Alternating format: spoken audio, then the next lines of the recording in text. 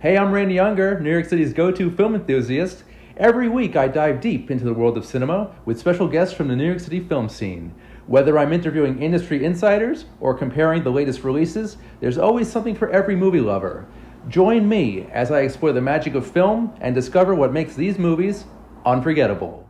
Hey guys, I'm Randy Unger, and this is another episode of Unger the Radar, where we talk all things film. And with me right now, next to me, is a gentleman and a scholar, one of my all-time favorite people on this planet, Mr. Chris Clemente. Welcome back, Chris. Hey, how's it going, Randy? Glad to be here. Welcome to my beautiful studio right here. I love it. Yes, and you guys, you've been so hospitable to thank me. you, bud. And I just love being here. Love recording in person. Yes. Obviously, it's a better experience that way. Yes. So we're going to have a good show today. I think so. And as always, we're going to review two films. Yep. These two films are actually currently in theaters, and they're both extremely different from one another. But I enjoyed both equally. Well, I mean, with varying degrees. But I'm just going to mention the titles real quick before we get into the reviews. It's actually a good way to put it. Enjoying it in varying degrees. Yes, I like that. Exactly. That's the title of the show. You know, alternate title, I'd say. So Yes. we're going to think about that one. Yep. We're going to table that. Yep. But the films are, the first one is I Love Boosters. And then we're going to basically move into our second review, which is, this film is called Giant. Both interesting films, interesting topics are discussed, interesting themes. Yes. Some very good performances in some of them. Yep. First off, it's going to be I Love Boosters. I Love Boosters. And we actually saw this movie yesterday in your home area. And a blind watch. Yeah. Not really much knowing about the movie going into it. True. I think we just saw the trailer right before, and we decided to watch this one. I was intrigued. I mean, Yes. it had an interesting cast. So I'm just going to mention the synopsis real quick, so you get a sense of what the film is. Basically, it's about a group of shoplifters who are stealing from a very wealthy fashion designer. She's a businesswoman played by Demi Moore. Keke Palmer, Naomi Ackie, and Taylor Page play these three shoplifters who are basically trying to strike back against commercialism in a way. Yes. And they call it fashion-forward philanthropy. And basically, they are stealing Demi Moore's store's clothing and selling it to the masses at a discount price. Yes, an urban Robin Hood. Thank you. Yeah, I was just about to mention Robin Hood. And, it's a strange movie, too. Yep. I thought just from the trailer it was going to kind of be like a standard comedy, but it kind of goes above and beyond just a standard comedy. For sure. You know? Yeah, I mean, I think to a fault, actually. I really think this was kind of missed the mark with marketing, because if you look at the trailer, I think you feel the same way. Yeah. You think it's a comedy, you think it's an urban black comedy, with an urban audience, and I just got this impression that it's going to attract the wrong people. Yeah. If you see the film in its entirety. Well, it was you, me, and like maybe 3 or 4 other people in the theater. Yeah. Not a good sign. But I didn't know this movie existed. Oh, really? I saw a trailer for it when I saw something a few months ago, and I was intrigued. It looked kind of very quirky and weird. Yep.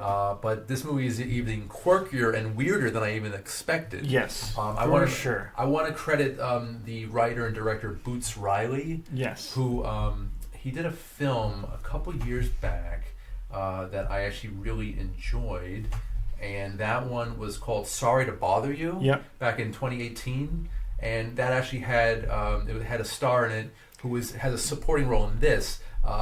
His name is Lakeith Stanfield. Yep. Very small part in this. Yeah.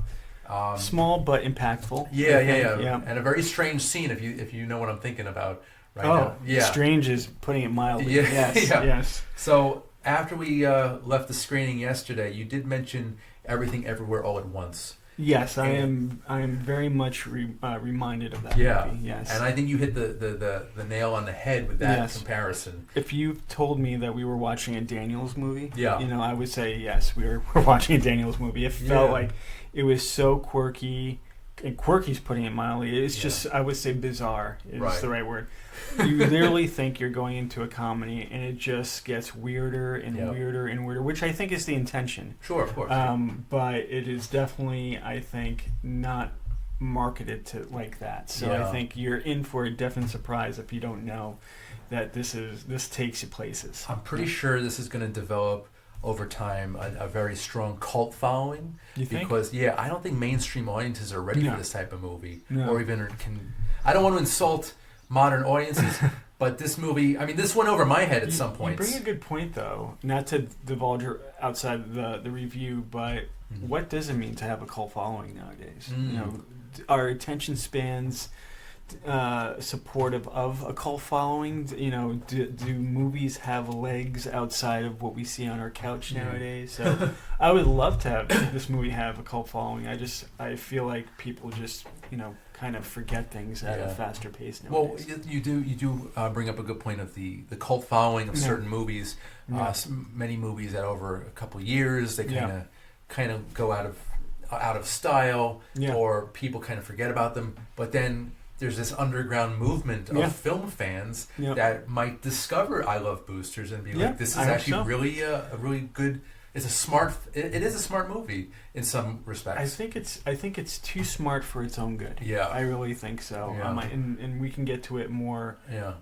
But I feel like this is a bloated movie. Yeah. I feel like it's trying to say too many things, and I think it kind of gets ahead of itself pretty quickly. Yeah. And I think for pretty much half of the movie at least, it kind of loses steam. Yeah. And I was looking at my watch after a while towards the end.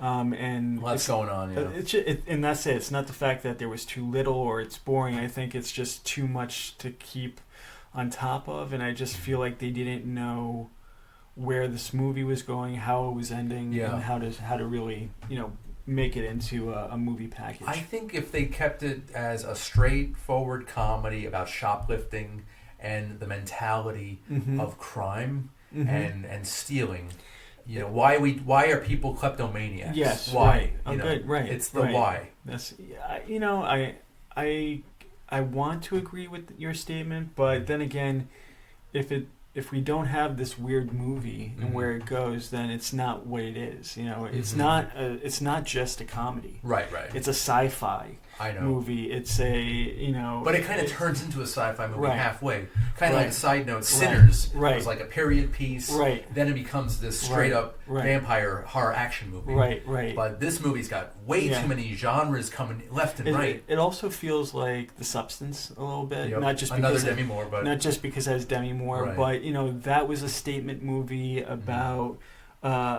beauty and about age and about, you know, high society, celebrityism, and I feel like that, even though that gets weird, this movie gets even weirder, and I feel like that knows how to land that plane. Whereas this, I don't think it knew. That movie was more focused. That's what I believe. I think this just lacks focus. I agree with that. And we've talked about this in between, you know, our discussions, but I also feel like this movie suffers from poor editing. Okay. I feel like, this is just my sentiment, I feel like that because ticket prices are so expensive and we need to find more value for a dollar, I feel like filmmakers are equating that to, let's just make a longer movie so that people can get their money's worth. But I feel like that's not the point of going to the theaters. We want an entertaining, focused film that's well packaged, and part of that, if not the whole package, is best defined by proper editing. And I feel like there was just a lack of, you know, just a connective tissue to really make this a cohesive film. No, I agree with that too. I mean, like a lot of movies now, especially blockbusters, this one wants to be a blockbuster, but it's like not quite there. I don't get that quite. I feel like it wants to be a weird movie. I feel like it wants to throw these statements about high fashion, about inequality or economic inequality. I think it has statements around sweatshop labor and, you know, the health scares behind that too. It's just throwing a lot, and I think it's trying to do it in its own weird way, you know, because looking at the filmmaker Boots's filmography, he is a very unique visionary. Yes. It's just, I think this is just too much all at once. definitely throwing way too much at us. Yeah. But I think this is the type of movie that I have to see more than once to fully. I agree with that. It's definitely if you're up to the challenge, Yeah, if you want to watch it more than once, then this is definitely the movie to and have multiple viewings. I want to credit the cast here. I think Keke Palmer does a fantastic job anchoring it all. She's basically the captain of this group of shoplifters. She's very funny. She's kind of got this like a straight woman. Very, very serious. She has a plan and she follows through. Yep. And her compadres here, Naomi Ackie, Taylor Page, are just wonderful too. Yes. I would have loved to see maybe a spin-off series with the three women, kind of just going to different states and like doing different crimes. Yeah. That's a side note. Yeah, I think having more of that shoplifting element, right, which you can draw in more comedic tones to the film. I agree with that. Because with the trailer, I thought that's what all this movie was going to be. Me too. But it's not really a spoiler. But they have a teleportation device which plays a major role in the movie. I'm not going to say much more about that. Too much of a role. I know. I kind of like that stuff, like the technology, the science of it all. I loved it too for 10 minutes, but they were still trying to figure out this machine and trying to discuss the mechanics behind it up to the very end. To the even past the end of the movie. And then there's a scene where one of the characters that they meet explains everything about it. Yes. How there's 3 and settings. That was great. Yeah, that was very. But then they did 2 times. And then they did it post credits. Right. It's not a spoiler, but there is a post credit scene. Be warned, guys. Stay to the very end. So I get it the first time, but do we need 3 doses of this? Probably not. Probably not. Yeah. And we've got Don Cheadle in sort of an Eddie Murphy type heavy makeup role. Yes, he was great. Can barely recognize him. Will Poulter. Oh, I want to mention him. Yes. He plays the manager of one of the stores. Yep. He's hilarious. Hilarious. Wish we had more of him as well. Yeah, for sure. Yep. He's very nitpicky with the outfits that they wear and the decor of the store. Yes. And he was fantastic. I needed more of him. Jason Ritter has an extremely small part in here as well. He's John Ritter's son. You've got a great cast here, and you nailed it. I think that the strongest feature of this film is the acting, the performances. I think they were all spot on. You had enough, if not, you wanted more of each character. So I think that's really where the strength of the film is. Yeah, I think so too. And I'm going to credit Boots Riley a lot here because he wrote and directed. Yes. And some of the dialogue here is very, very fresh, very relevant. Yep. And I think it'll resonate with a lot of even younger audiences. Yes. This movie's just so out there. And I think it just, again, it doesn't know what audience it wants. I think the cult following that is going to come with time. I don't know. I'm pretty sure. I hope so. Because Mandalorian and Grogu is definitely going to knock this movie out of the water. Right. Which also came out the same day. Yeah. I saw that one too. Yeah. I missed it, but yeah. So this movie, it's just like, it's a lot, man. It's a lot. I like it. Don't get me wrong. I like it, but I like it too. For it. I like it. I love it. I appreciate it. I'm so happy that a movie like this exists because we do need more independent, less blockbuster-esque type movies that allows us to think and allows us to create new original ideas. And this hits all the marks. Yeah. It's just, as a package, it also just doesn't have quite a few more marks. So I can't recommend this to everyone. I'm not even sure I could recommend this to the most devoted cinephile. Yeah. I don't know yet. Interesting. But maybe on a second viewing or a third viewing. I just feel like it's trying to be a statement movie. It's trying to be a message movie, and it falls short with that because it's trying to be so bloated and try to be so much. So I feel like it's great that it exists, but it just does not hit all the marks for me. So yeah, I get you. And you mentioned something else against independent films versus blockbusters. This movie is right in the middle of that. Right in the middle, which I love. That's kind of my sweet spot. I don't know if I ever told you. Yes. But for me, independent dramedies are my favorite genre. Yeah. But I do love a good blockbuster. So this one is kind of like right in between both of that. Basically, for us, I can probably speak for you, but A24, Neon, Annapurna, which it's Annapurna too, right? I believe, yeah. Yeah, which I thought they were long gone now, but it's great to see them back. Of course. But now I feel like Neon has become the redheaded stepchild of A24. Mm-hmm. Yeah, something. Bit. Or it's the weirder, the nosy neighbor. Yes, it's the weirder sibling of the mid. You can't really call it independent anymore because they've become such huge studios, right. But they know how to make that mid-budget, right. Original. Perfect example was their Oscar win. Was it last year for Anora? Yes, that was a very big hit for Neon. Happy that film came about. Yeah. For a while, I thought it was A24, but no, it was definitely the redheaded stepchild or whatever. Yeah. It's just the weirder. Like A24 was like that for a little while, and then I feel like they've just become a little bit more mature, and they're trying to expand their palette, but in do I dare say safer ways? I don't think safer is the right word, but A24 I think just feels a little bit more safe than a movie like this. So are you saying that A24 is feeling more commercialized than I think standard? so. I think I think that might be too harsh, but I just think they've been around for so long now. Yeah. They've developed a credibility that is now Oscar buzzy. Yep, It's whereas Neon, there's I think that's more straightforward film. A24. But I think Neon is more like straightforward storytelling as opposed to A24. I think A24 is more out there. This is Neon. This was Neon, but Everything Everywhere was A24. Yeah. So I mean, they have weird it has these moments things, where like, but even Everything Everywhere all at once, it feels more focused. It feels less experimental, even though it goes places. Okay. It feels more contained.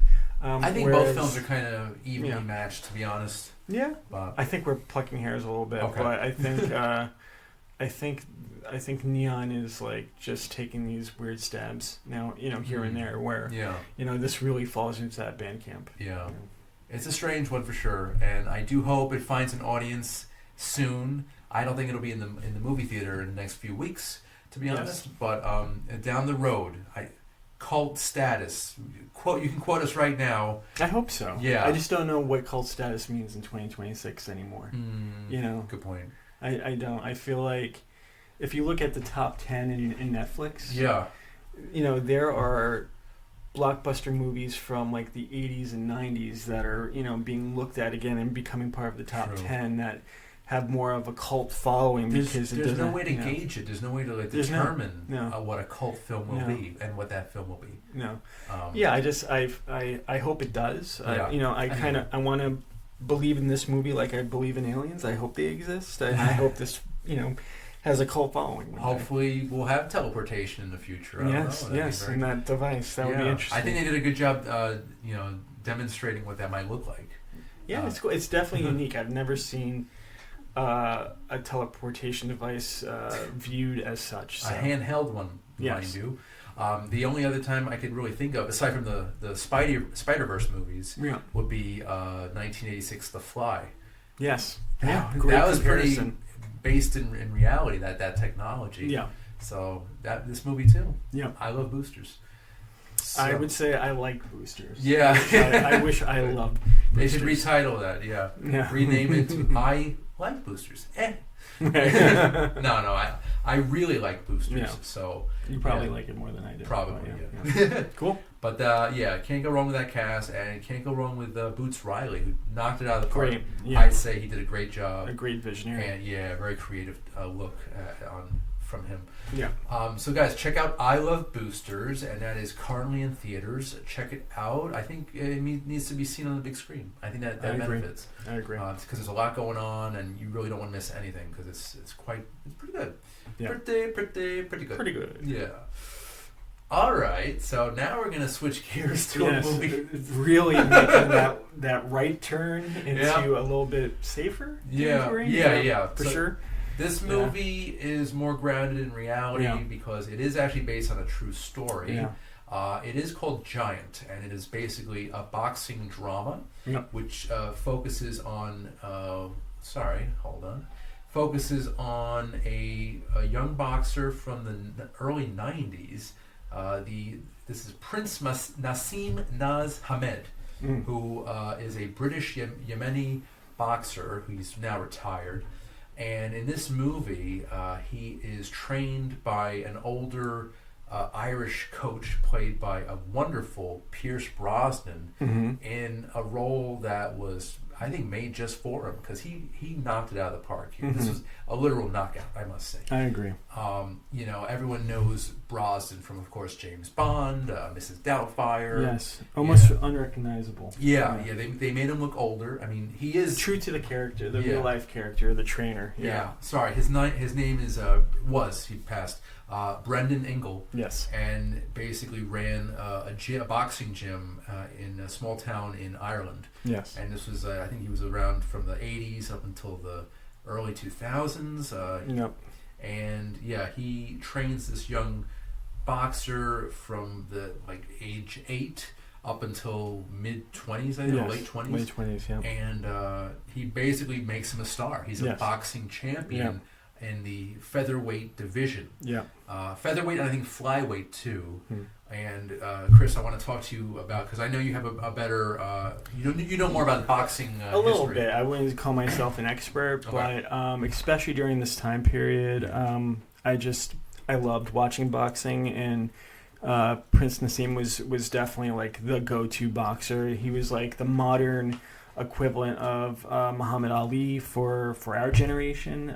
He definitely, had that showsmanship, had that cockiness, and but he was definitely a powerhouse with both of his fists. And just personally speaking, I had some great memories just watching it, with my family, with my father. And it was really a great show anytime that he was on. So it was my surprise. I didn't know the movie until you introduced it to me, to be quite honest. Okay. And I thought it was just a fictional narrative until, until Prince came up. And I was like, oh, it just, the floodgates came back rushing to my memory. And I think they did a really good job at showing his progression from childhood innocence to a little bit cocky, because even as a kid he needed to have this thick skin because Pakistanians were not, very looked upon nicely, or Muslims for that matter, especially in Ireland. So the fact that he grew up to be more cockier and then kind of focused his energy on boxing with the help of Pierce Brosnan's Brendan character, I thought it was nicely done. I mean, this was a complete night and day from I Love Boosters, but I really liked it. But again, I wanted to love this more. It's funny, like both themes for me with these films are that, like, I wanted to like and love both movies more than what was given to me for all the different reasons. Kind of fell short for you, right? Yeah, I feel like whereas I Love Boosters was too much, I felt like this was too little. Right. Good point. Yeah. Okay. I love a good boxing movie. It's funny because we reviewed The Cut. Yeah, The Cut was awesome. Which was awesome.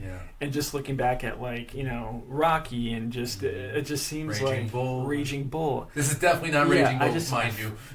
and knowing the thing with Prince is in my opinion, I felt like he was the end of an era because after the late aughts, all of a sudden we have UFC fighting, and that was that kind of oust the popularity of boxing to a degree, in my opinion. So I feel like there's not much more to say about boxing these days, So I feel like what's to come with the boxing genre, right? Well, or subgenre of sports. Honestly, the sport is a secondary character in movies like this.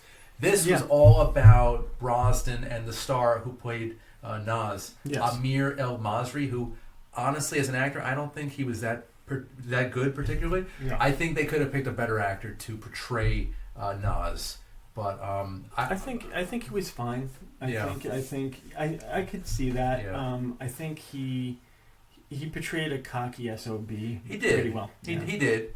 But like you said, this is more about the relationship between the humans, the people. I think Pierce Brosnan really stole the show for me. Not just he transformed the look, Yeah. But also he really bit into his Irish roots to the point where like I couldn't understand a word that he was saying at times, you know. But that's kind of the nature of these Irish and you know, BBC even, you know, does that too with just the English accent. You know, it's just that's where the production's from, that's where the people are from, so they're going to stay true to their own accents. One of Ireland's most sought after treasures in the acting world. Yes. Pierce Brosnan's been around since I think the 70s or early 80s. Yeah. And it was just very interesting to see him in a role as a regular guy. Just like a blue collar individual who works for a living and doesn't just go around, drinking martinis, driving expensive cars, and But this isn't James Bond at all. Right. And it was I couldn't take my eyes off of him because he was so good in this role. Yes. There are some moments where you could really see in his eyes, in his acting, that he wants an Oscar nomination. I don't think it's going to happen, particularly. I hope it does, because he's quite good. I do hate when that happens. Because you always want the award to be the reward and not the goal. You know. Okay. So I don't necessarily agree with that. I feel like he gave it a genuine performance, and I just think in our mentality, because it's so different than the James Bond character that we're used to, or the suave character that we're used to, that we think it's Oscar worthy because it's so different. Right. But with that said, he might be up for it. I don't know if this is going to gain the traction of Oscar. This is a smaller film. Yeah. Not going to get a lot of attention. I think it's in theaters now in a limited release. And so you have to really dig deep to find it, unfortunately. Yeah, I think this is good festival run material type of thing. But nonetheless, I think it's great, especially if you grew up watching boxing with Prince Naz, and if you have any just memories of just his showsmanship and his cockiness, I think it's a great reminder. But I think to me, this is a very simmered down movie, even for a biopic, even for a sports movie. So I don't know if I could recommend this either. Really? Yeah.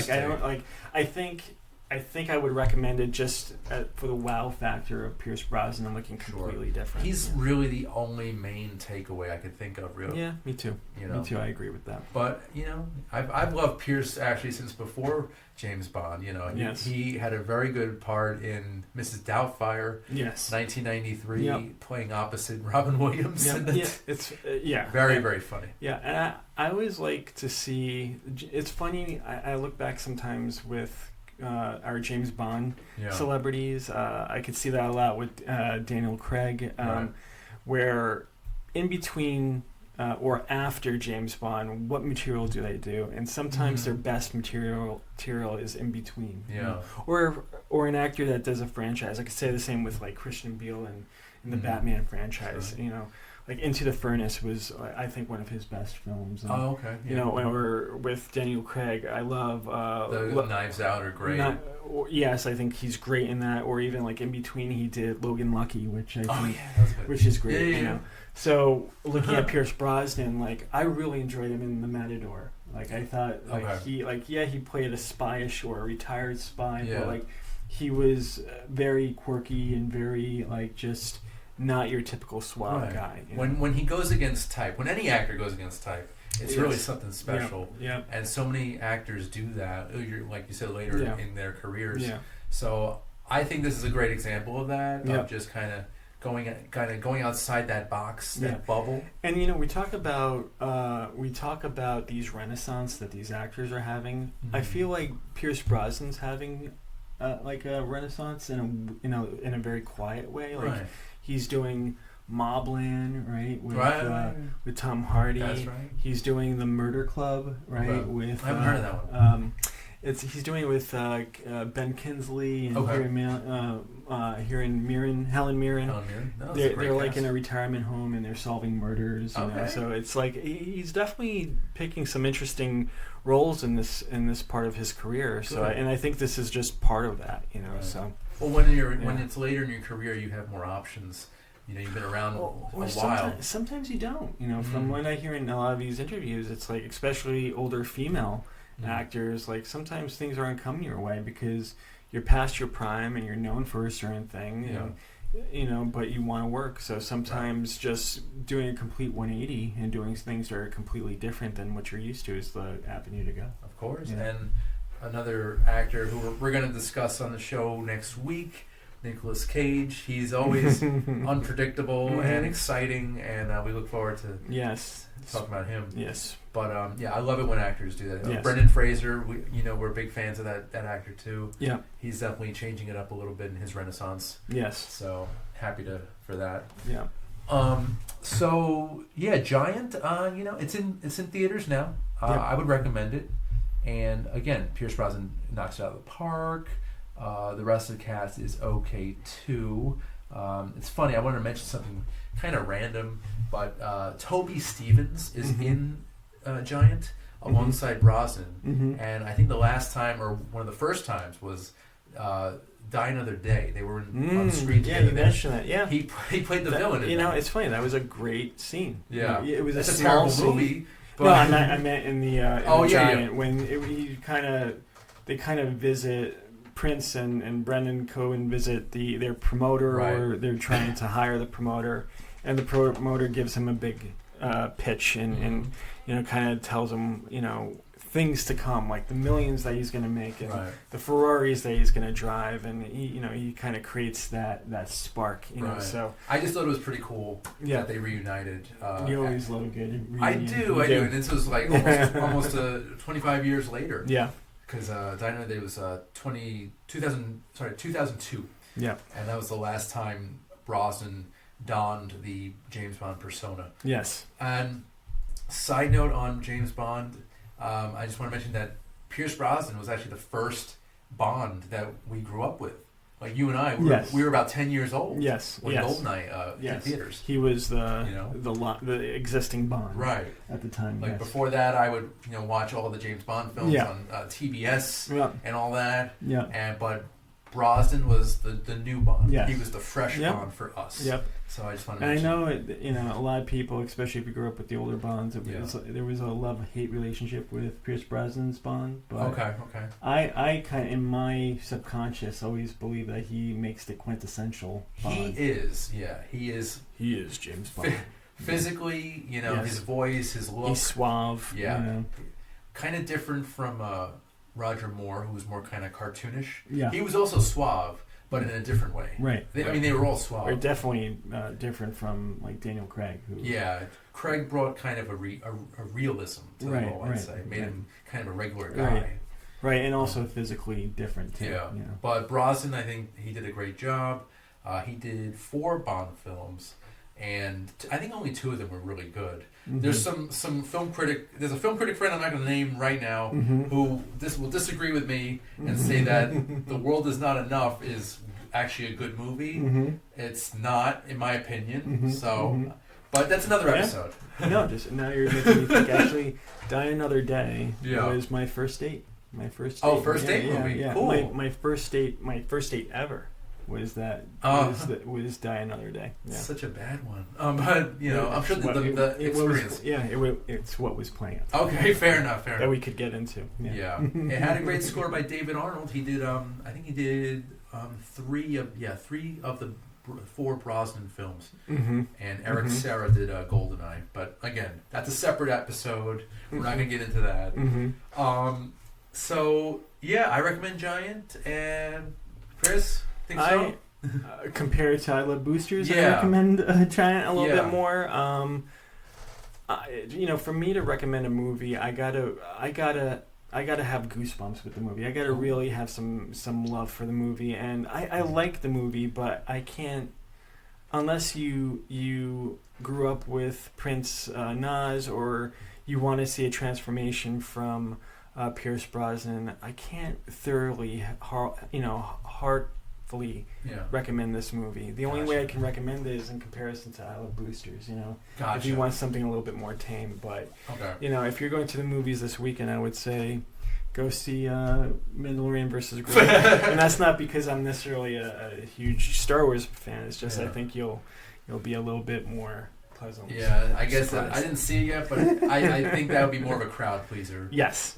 In comparison to both of these. And I'm not films. saying that it has to be a crowd pleaser. It's just, neither film had that wow factor for me. So I get you. Yeah, they're both kind of average to say the least, kind of lackluster. I feel like I Love Boosters is not average at all, but I just think it's too bloated, and I think this Giant is just very tamed. So I feel like one is up here and one is down there. Where if you want to get some satisfaction, having it here or here would be the better. I know. We need a movie that's like right here. Yeah, sure. Right there. Sure. Yeah. Right in between both of these. Yep. All right. So, I wanted to just because we have a few minutes left. I just want to see if there are any upcoming films. Anything you looking forward to? I have one. Yes. Let's hear it. Odyssey. Odyssey. I can't wait for this movie. Okay. It's the type of movie as to why I'm going to the movie theaters, and Nice. I'm reading the Odyssey. I've never read it before, and I can totally see it existing on the big screen. I think Nolan is fighting the good fight and trying to make movies that are visionary and are crowd pleasers at the same time. But with that said, we saw some pretty good trailers, especially with I Love Boosters. I would love to see, what is that, Power Ballad? With Paul Rudd and one of the Jonas Brothers. Yep. Yeah, that was pretty good. That was great, yeah. That looks like another potential award buzz movie. Quite possibly, but I just love that concept of, finding talent no matter what age you are. So, yeah. That's cool. Yeah. Yeah. How about you? Let's see here. I'm just looking. Yeah, Power Ballad's coming up. Also, yes, my good man in my. I see it. Yeah. The great Steven Spielberg is coming up with a new Alien movie called Disclosure Day, and that'll be June 12th. Yes. Your movie, The Odyssey, that's coming out in July, so we have more time to prepare for that one. Yeah. But Disclosure Day, I'm excited. We've got Emily Blunt in there. Me too. It's about a potential alien encounter. Yes. And how humanity deals with it. Yes. It's got also Coleman Domingo, who I love. He's a great actor. He's making some great choices. Yeah. He was awesome most recently in Michael. Yes. He played the patriarch there of the Jackson family. Yeah. And Joe Jackson. And he was great. Toy Story 5, I'm going to check out. I'm excited about that too. Yeah. I'm a big Pixar fan. So, me too. Yeah. Who isn't? And, he's got Supergirl, which could be okay. I definitely want to see Jason Momoa as Lobo. I think that's very good casting. Perfect casting there. Okay. And, we got some good stuff. We also have the Tribeca Festival. Yes, can't wait for that. I'm probably most psyched about that. Yeah. So this will be my 10th year covering the festival. Chris, this will be your first, right? No, I was a regular. This is your 10th year doing it. The last time I was down there was probably 10 years ago. Oh my god! But I was a regular for quite a few years. Okay. But it's just been a while, so I can't. I can't wait to go back. I really can't. There's nothing like Tribeca. You'll definitely see films that you will never see again, and you'll definitely see films that will blow your mind. I don't think there's a film shown there that is lukewarm, so I think there's something there for everyone. Yeah, they always have a good selection, and I love doing my interviews there on the red carpets. Yeah, lots of fun, lots of great talent, and this year is no different. Yes. After this, we're going to be discussing our plan for red carpets and screenings and screeners. And yes. It's going to be a good year. Yes. Tag teaming this will be very can't exciting. Wait. Really can't wait. Oh, and also in regards to upcoming stuff, we also have the next Spider-Man movie, Brand New Day, which it looks pretty cool. Yeah. I typically don't like to do franchises on the show because that requires homework, like a lot of homework, especially with Marvel. But for this, I think I'm just going to stick just to the Spider-Man universe. The Tom Holland. Yeah. I think that's simple enough. Yeah, makes sense. And I love him. I mean, next to Tobey Maguire, or he might be equal to Tobey Maguire in terms of best Spider-Man actors. I haven't really watched his movies. Okay. He's good. He's got that youthful exuberance. It's nice. Yeah. That's what Peter Parker needs. Yeah. And I mean, Spider-Man 2 with Tobey Maguire and Alfred Molina. It was one of the best superhero movies. It is very good. However, I have a soft spot for the first Spider-Man. Yeah, of course. Of course. I think because it was more like kind of more raw. Yeah. Like the Spider-Man 2, they utilized too much CGI. I think in the first one they used CGI an appropriate amount. Yeah, and that might have been a testament of the time because it was emerging technology. Yeah, so. and because it did so well at the box office, Yes. they could put that money into the visual effects budget probably. Right. But the first one had some really awesome practical effects. Yeah. It felt like a Sam Raimi film. Like it really felt like Army of Darkness or Darkman. Yes. And I love that feel about it in terms of the Spider-Man movie. Yes. But they're doing their thing with Tom Holland. Yep. And he's doing a good job over at Marvel. So let's see what this movie brings. From what I heard, he pled for his life to retain Spider-Man. Right? There was a slim chance where they were gonna recast again and just start anew. No. Yeah. He gave it his valiant effort and made a letter to the CEO, and he had a soft spot for him. So perfect, awesome. Yeah, cool. Nice little story there. Yeah. So I'm all filled with useless information. No, it's useful to me. It's useful to me. Chris, any plugs for you today? Just catch my writing at Metroland Now if you're in the Capital Region, upstate New York. I write on print and online for that publication.